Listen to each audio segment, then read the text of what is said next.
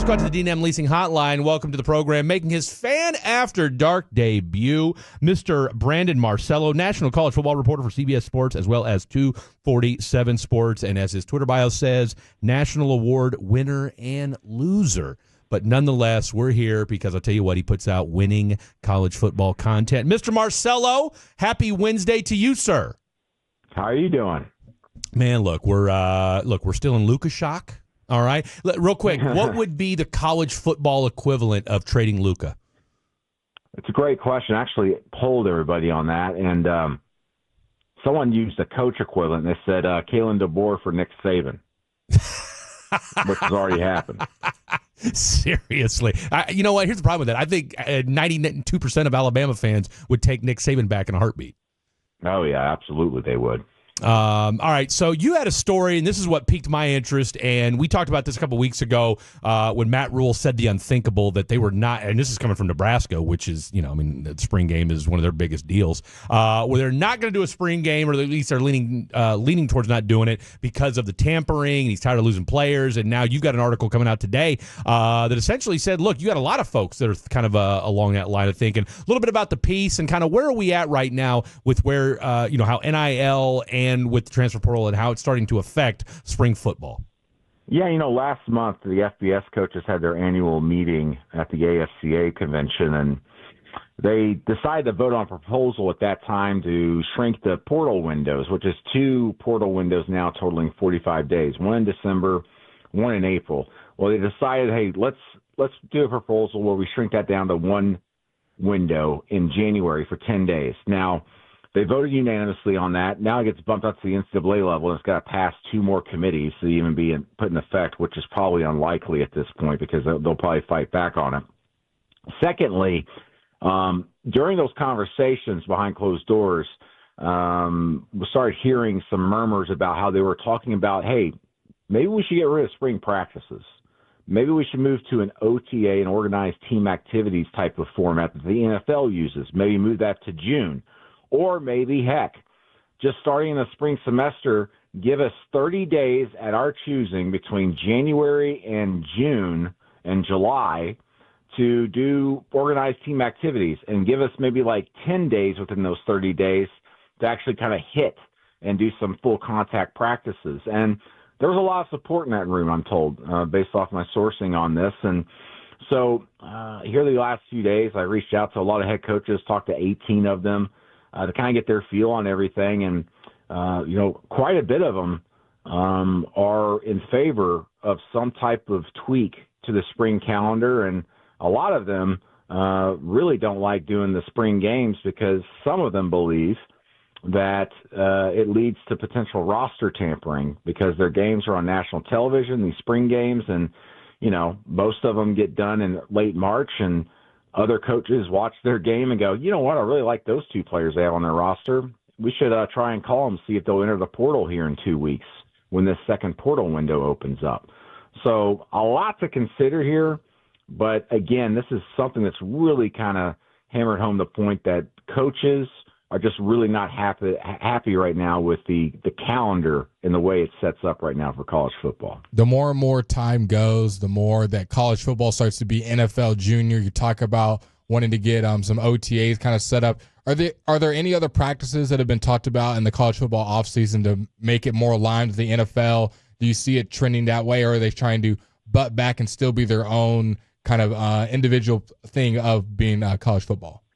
Yeah, I think it'll continue to march that direction. At some point here, once revenue sharing is approved, April 7th is when they're expecting that to be approved, and it'll all start and be in place in July. At some point, the players are going to want a voice, and they do want a voice at the table with all of this. When all these rule changes, they affect us mostly, and now that you're paying us, we deserve to have our voice heard. We need to have a vote in some of these decisions you're making. Whether that's expanding the season, expanding the college football playoff season, because it's their health and safety that's being taken into consideration here, and yet they're not the ones being polled or having a vote on this. And as a result of that, there's going to have to be, at some point, some unionization among the players or a players association. And whenever that happens, I think is when you're going to start seeing some movement about actual tweaks to the calendar even further, because then they'll be able to feel, secure as athletic directors, conference commissioners, and coaches to get things done once the players actually have a vote on it and have a voice in that.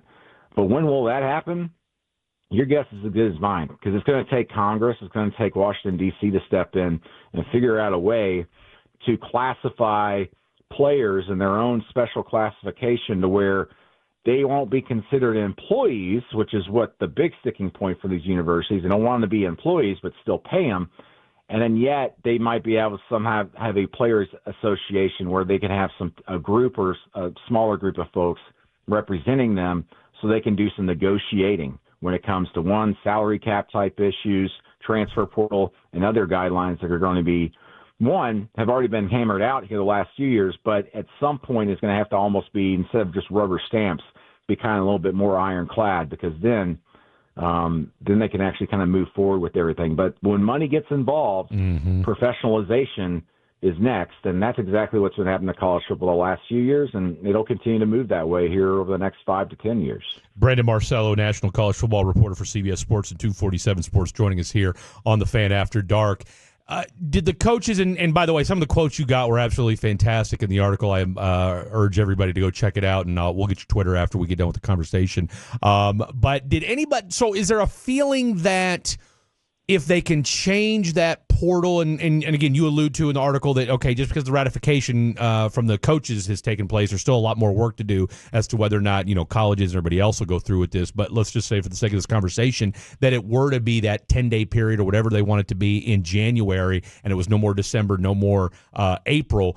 Do they feel like there would be less turnover if they can just have that one transfer portal window? They think so, and they think it'll more so protect December and the bowl season. Because as you guys saw this past year, a lot of players were opting out of the bowl games and deciding to enter the portal. And then also you had a team like Marshall where they lost their coaching staff, and they took most of their players with them to the transfer portal. And so Marshall had to pull out of the bowl game. Yeah. They didn't feel comfortable enough to have enough players out there.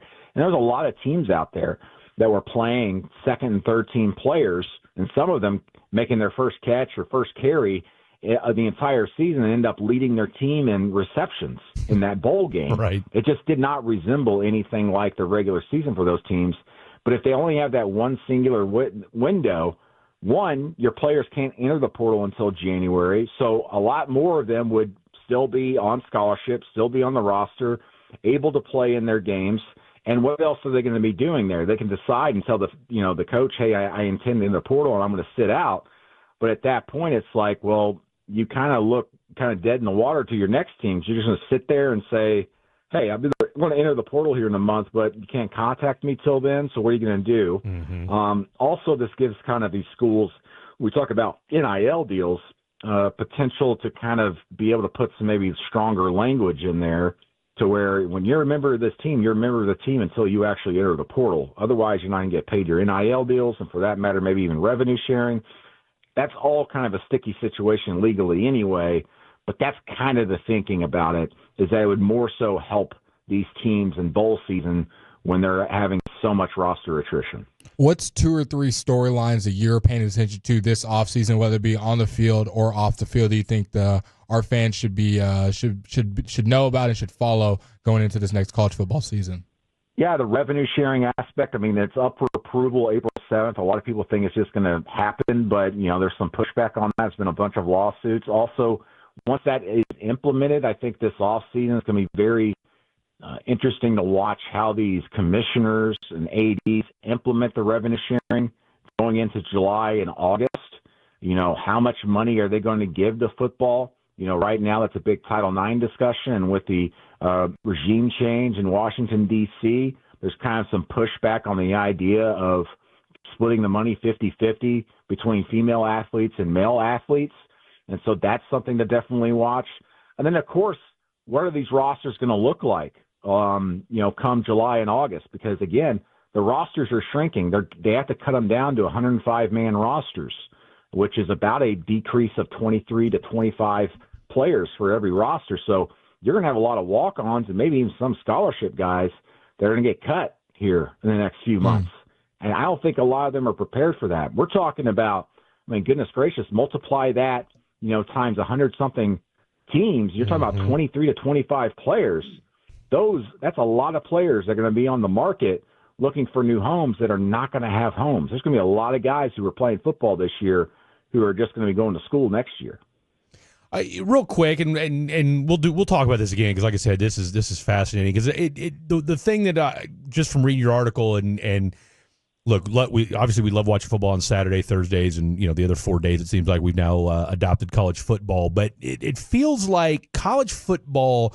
Yes, you got the transfer portal, you got NIL, but there's just been a lot of blowback and a lot of just kind of a collateral damage and collateral effects from this happening to college football. Are we anywhere closer to college getting a handle on this, or is this going to be something where this is going to be kind of like, and what you're seeing and what coaches are dealing with, that we're going to start seeing this every year where you got coaches leaving, players not knowing where they're going, and then you got thousands of guys in the transfer portal who don't end up anywhere? I think we start seeing some kind of semblance of structure starting this upcoming fall. Okay. And I say that because, one, the revenue sharing will be in place. There'll be kind of a system. There'll be actual salary capped, so to speak, $20.5 million for every university in the power structure. And then also you have the Power 4 schools themselves have been meeting behind closed doors for the last several months, trying to figure out a way to create a new governance system that maybe wouldn't replace the NCAA, but would be an adjacent governance of that. When we talk about how do you handle the revenue sharing, the cap, and this group that's come together, they're discussing creating their own kind of like LLC, putting in a CEO. So think of it more or less as maybe like a football czar in a lot of ways. A lot of this is asking for that would better police how they would handle things within this new revenue sharing era for the power conferences, not necessarily the group of five. And once you do that, and there's not like 500 voices in the room with all the FCS programs and everybody, now you only got 65, 66 programs in a room figuring out a way to govern themselves. Then you can start removing a lot of the red tape and start making progress and moving forward with all this. So I think that as crazy as things have been, I don't think it'll be necessarily slow down, but there will be some quicker discussions and being able to put some ground rules down that they're actually able to enforce. Because right now, I hate saying it because I hear it every day in my line of work, it's the wild, wild west, but it really is. But now at some point, they're actually going to have a sheriff in town saying, hey, let's build this town back up and let's get everything in order. Brandon, absolutely phenomenal debut. I could talk college football with you all day. Tell the folks at home where they can find you on the old X and Twitter. Yeah, at B. Marcello, and then just check out cbssports.com. Brandon, great stuff from you, my friend. Let's do this again real soon. We'll talk about some of these Texas programs as well. Absolutely. Thanks.